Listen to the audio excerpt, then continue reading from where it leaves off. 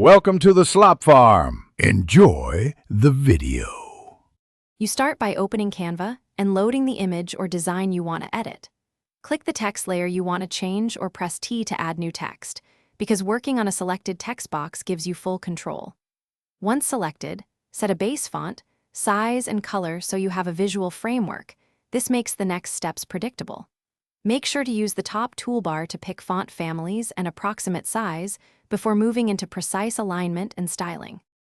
Once you have a base, move to layout and style to make the text readable and attractive. Use position and align to anchor text relative to the image, and adjust letter and line spacing to prevent crowding. Then apply effects like shadow, lift, outline, or curve to improve contrast and hierarchy. This helps text pop without overpowering the image.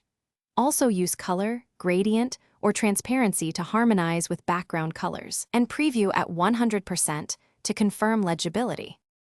To finish, export your design in the format required and always inspect it at final size and 100% zoom so you see real output quality. If text looks blurry or thin, increase font weight, raise contrast, or export at higher DPI. That fixes common legibility problems. Make sure to lock layers and save incremental versions so you can revert if needed. If alignment shifts, undo or reapply exact position values. This avoids surprises and secures a clean final. Thanks for watching. Consider subscribing if we helped you today.